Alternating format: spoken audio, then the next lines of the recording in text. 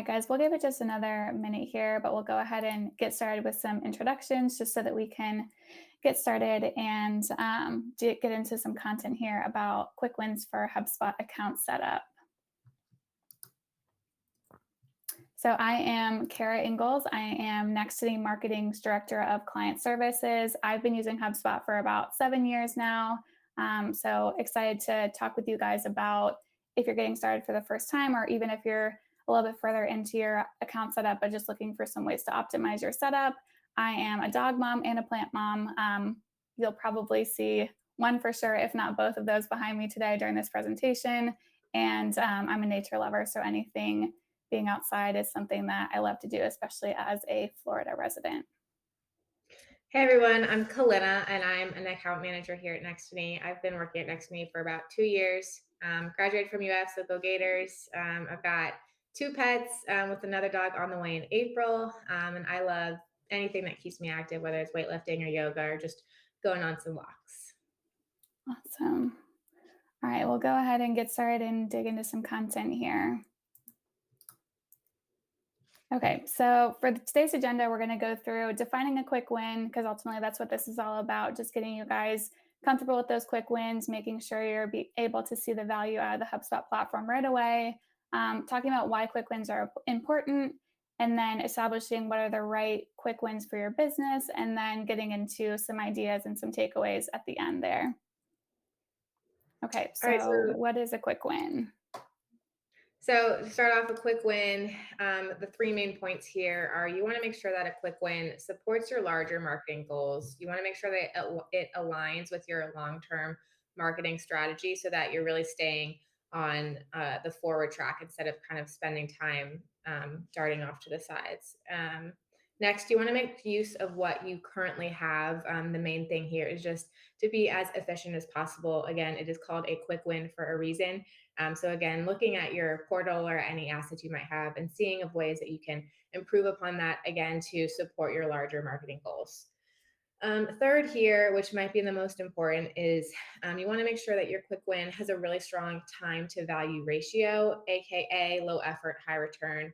Again, kind of keeping in that efficiency and making sure that you're really using your time wisely and getting some success right off the bat. Moving forward in the presentation, we're really going to be talking specifically about the marketing quick wins. So that's what we're going to be talking about next.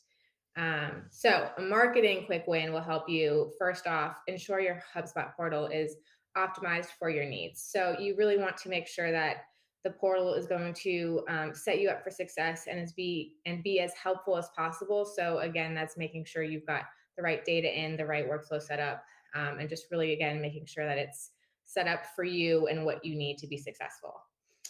Second, you want to make sure that your quick win is going to help you understand your website traffic, again, so that you can just know where your leads are coming from and figure out what pieces are the most important on your site.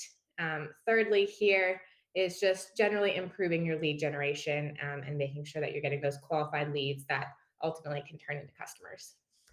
Yeah, so this is really about starting to make sure you're setting yourself up for a data-driven marketing strategy. So prior to your use of HubSpot, you may have had some insight into your traffic, you may have had some insight into your lead generation, but you may not have had the dots connected for how those really play together, specifically related to your conversion rate. Maybe you knew across the board you were getting traffic, 2,000 visits a month, 20 leads a month, so you knew that percentage, but you didn't know broken down by your specific channels, organic search, organic social, paid social, other channels that are bringing you traffic and leads, what those individual percentages were and how you could then determine what are your most successful channels for lead gen and then what are some channels you need to improve. And so as you're setting up HubSpot, installing that tracking code, connecting your forms, all of that good stuff that we'll talk about later for some more tangible insights, that'll help to give you some of that information so you can see what's working well for you now, and then what are some areas that you can make some changes using the HubSpot platform to improve upon those efforts. Okay, so just as much as we wanted to clearly define what a quick win is, we also want to get into what a quick win is not, because ultimately when you onboard into a platform like HubSpot, whether you're getting started with just the free CRM all the way up to the enterprise level. It's a new tool, it's something that you have decided to use, you see value in, and you want to make sure you're getting that value right away. But it's important to understand that a quick win is not a quick fix. You want to make sure that your quick wins are very much aligned with your marketing goals. So you don't want to implement something, even if it's just something you can do quickly, that's going to take you away from that goal, that's going to be something that you have to go back and fix or get rid of later. You really want to make sure that your strategy is a building block and your quick wins that you decide to go after are still part of that track that are going to get you towards those long term goals. So, again, it's not separate from that overall strategy, it's not a replacement for that long term strategy. It's going to be something that's going to keep you on track, and it shouldn't be time consuming. Again, it's called a quick win for a reason. So you really want to identify what are the areas that you can get implemented as soon as possible that are going to help drive you towards those overall marketing goals and strategy that you've set forward for yourself and that you've decided that using the HubSpot platform is going to be advantageous for you. Okay, so why are quick wins important? So, first off, quick wins are going to help you to provide that instant value. So, again, once you get your HubSpot portal set up for your unique needs, it'll give you relatively quick access to metrics that you might not have been tracking before. And again, that's going to help you really make those data driven decisions to help your long term marketing strategy. Key here is just to start simple. You don't need to overload yourself or try to get into the really nitty gritty, complicated workflows or things like that. Just and in the quick win stage, you want to be taking advantage of as many HubSpot tools as possible and really use this time to, yes, help your long-term marketing strategy, but also get used to the HubSpot portal and figure out what tools are going to be the most helpful for you moving forward. Yeah, and one thing I'll add to that on the starting simple side, you also want to make sure that you're being really actionable. So you could start with some of the more theoretical sides of HubSpot, like inputting your buyer personas or something like that, that are going to help you with account setup perhaps as you grow, but it's not going to be something that you're going to really see results or data related to right away. Those are activities that are important. You need to know who your ideal customer groups are that you're targeting, but make sure that you're not spending too much time on those activities that are more strategic and theoretical, and try to focus on activities that are more actionable. Quick wins are going to also help you use and improve what you already have. Again, making sure you're as efficient as possible with your time and with your effort. So, when you kind of take this approach, you don't have to worry about starting from scratch. When you take a look at your portal and what assets you already have, whether that's a landing page that's performing well or a PDF offer, when you look at ways to improve and optimize that existing performance, you save yourself time on the, again, initial starting phase because you already have the asset, and then from there you can figure out ways to help it improve your lead generation and really make it perform better than it currently is. Yeah, and this is another important area where being actionable really is important, because again, don't spin your wheels trying to figure out, okay, if I want to generate more leads from my site, what's the best content offer? Let me develop something from scratch. Even if you already have something like a company brochure that maybe it's not the best asset long term for educational value, but it's something that you can go ahead and put on your site and start to generate some of those top to mid funnel leads while you develop something better. Just go ahead and get that up there, get some data behind it. And then once you decide to replace it with something better that you have later on, then you still have things where you can tap back into and maybe email those leads and let them know, anyone that downloaded that brochure in the past, that you now have this new asset, and you can just keep building on things rather than spending too much time developing an asset and not really getting that return and that lead gen that you were looking to get all along. Lastly, here, quick wins are going to really help you generate that momentum. When you come into the HubSpot portal and again have it set up for your needs, you're really setting yourself up for success and to make more educated, data driven decisions in the future, which in turn will help get your team excited for those long term results by showing that incremental progress over time. When you start with some quick wins that quickly show that you're making progress, that's really going to get your team fired up and excited to see what HubSpot can do in the future when you really focus on that long-term marketing strategy. Yeah, and I would say, HubSpot is more than just a marketing platform as much as we're talking about it through the marketing lens today. And so as you're developing your marketing goals, we would encourage you to make sure those are aligning with the overall business goals so that you can have those data-driven conversations with your team that are rallying around all those metrics. But as marketers, you know that that doesn't mean every single goal you have is directly related to those overall business goals, especially in this quick win category. So there are going to be some of your goals and the data that you're showing in the beginning that is very marketing driven, but that's still going to help you prove value in the platform and explain how, if it's working for marketing, it can work for other areas of the business as you grow and sophisticate your use of the platform. Okay, so establishing your quick wins. Okay, so here are some questions that you need to ask yourself when you're deciding which quick wins are going to be the best for you. So, that first one we've talked about a couple of different times already, which is what are your marketing goals? And does that quick win align with those goals that you've set for yourself? Again, just making sure that you're making the best use of your time, even if it is something that you can do fairly quickly. And then, what exactly are you hoping to achieve? So, again, thinking about those goals, making sure you've clearly identified what different goals you'd like to achieve, whether that's driving more traffic to your site, generating more leads, engaging with those leads more specifically through some lead nurturing activities, maybe engaging with some past customers, just really making sure you're very clear in what you've decided for yourself. From a progress standpoint of more traffic, more lead gen, and maybe even from an activity standpoint, I want to send one marketing email a month. I want to have one new offer a quarter, just keeping in mind all those different types of goals that you can set up for yourself.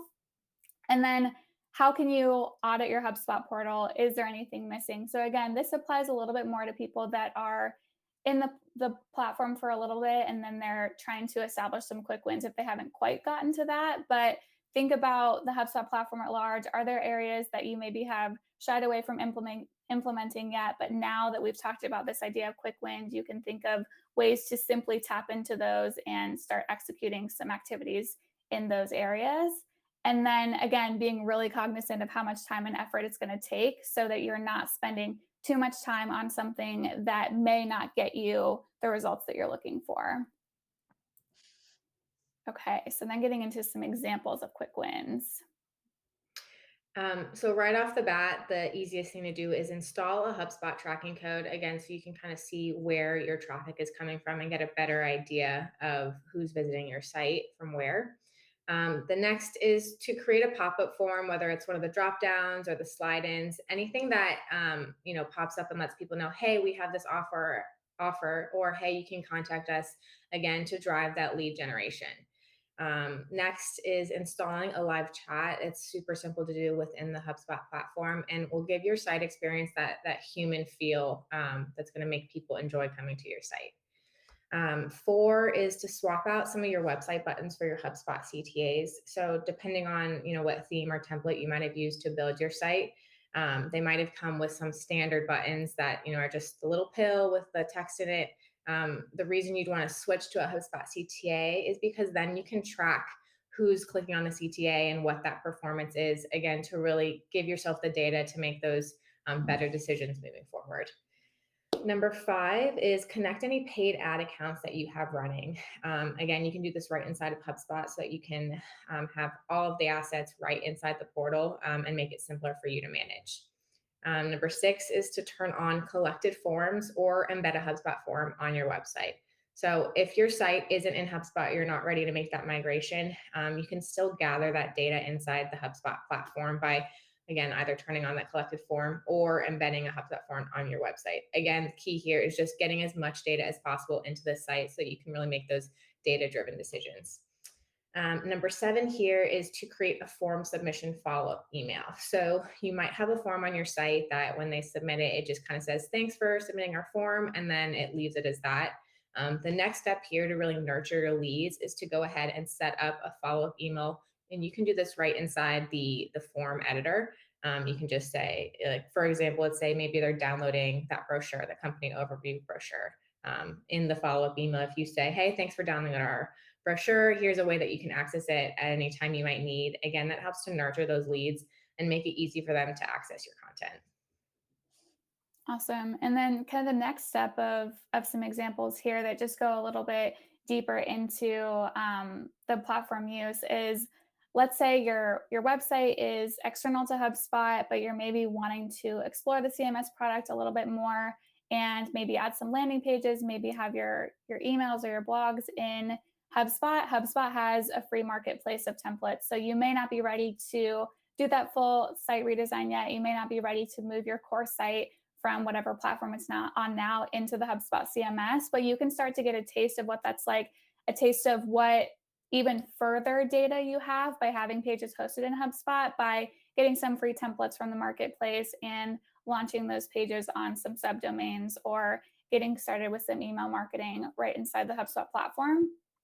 You can also look for HubSpot integrations for other software and marketing technology tools that you want to use or that you may already be using, again, to continue to inject more data into the HubSpot platform. So, for example, a lot of people don't know that HubSpot has a Google Search Console integration. That can be a great one that most people are already using the Google Search Console tool. Again, layering that data into the platform, seeing some of that search authority information along with your traffic all inside HubSpot can be great to do. And then going ahead and getting started with a dashboard so that you can really understand what information you have at your disposal in HubSpot, digging through HubSpot's report library to understand what reporting is available to you, what reports you have data available to you because you're already using those features in HubSpot, and then what are maybe some other areas that you can grow into based on some reports that you're seeing that maybe you're not using those aspects of the platform yet, but based on seeing the reports, you're interested in growing into using that side of the platform in the future. Um, and then ultimately, when you get to that place where you're ready to move your website into HubSpot or move your blog into HubSpot, it doesn't have to be as complicated as going through that full redesign in the beginning. You can take advantage of HubSpot's migration services, and they will work with you to migrate your current website from whatever platform it's on now into the HubSpot platform.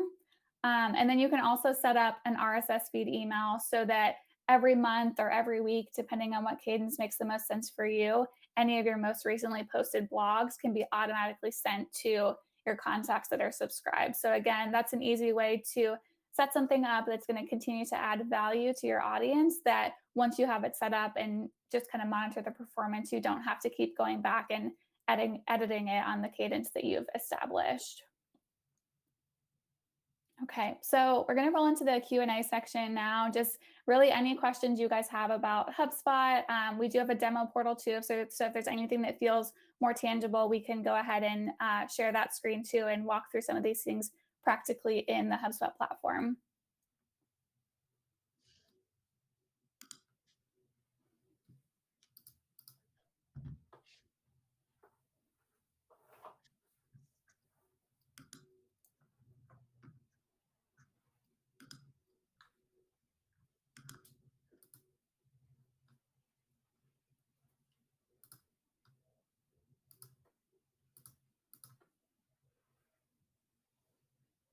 Any questions at all around HubSpot, HubSpot setup, marketing goals?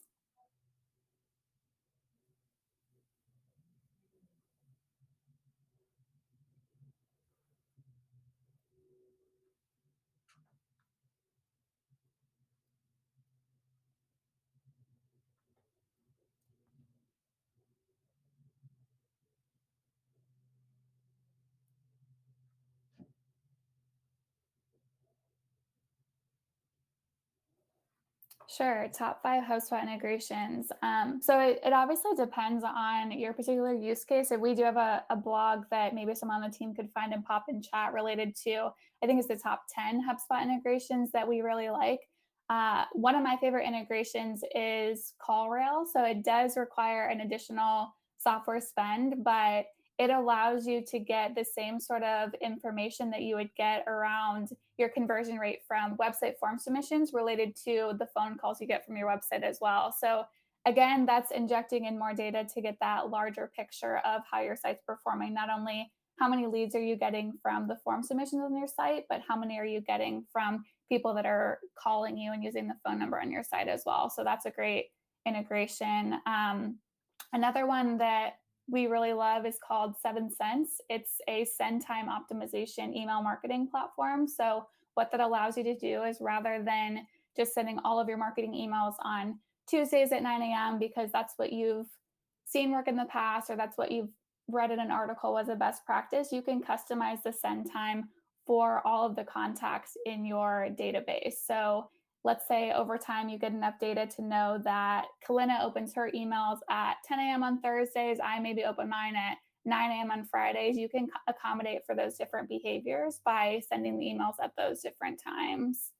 I see we have a couple more questions rolling in, so I'll let you guys refer to the article from there, and I'll answer those. So, can you share more about the RSS feed newsletter setup process? Um, sure, Kalina, I know you have set a couple of those up recently. Is there anything that you can share, or do we have some information we can maybe share offline at all?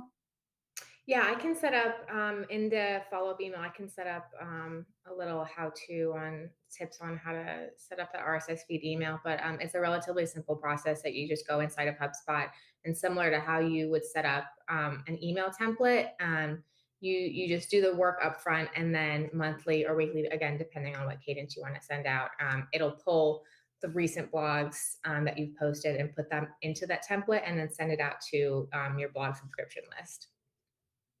So, Lori, we'll make sure that we include some follow up information on that for you. And if you have any specific follow up questions too, you can feel free to reach out to us. You can email me, Kara@nextinem.com. I'll go ahead and put that in the chat. And I can send you any more specific information if the follow up information isn't enough.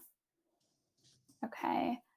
Ian is asking that smart time sending of emails, was that built in or an integration option? Okay, great question. At this point, it's actually a little bit of both. So it is an integration platform. So it's if you go to the app marketplace in HubSpot, it is an app partner that has a native integration with HubSpot that the two companies built. It used to be that to take advantage of 7 Cents, you had to go externally to their platform and schedule your emails that way. They have upgraded their integration so that if you're using their software in addition to HubSpot, you can actually send everything directly through HubSpot using the workflows tool. So they've really optimized how you can take advantage of that data.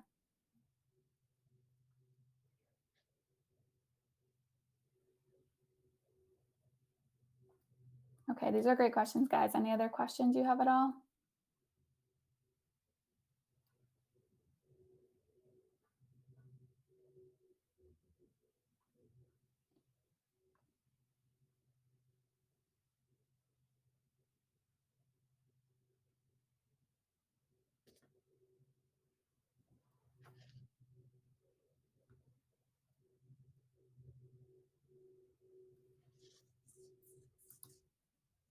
Alrighty, well, if there are not any other questions, we can go ahead and let you guys go a little early. We'll hang around for a couple more minutes if there are any, but if not, hope you enjoyed the presentation. We'll be sending out the follow-up information, and please feel free to contact us, send us an email if you have any other specific questions about setup for you. All right, thanks, guys.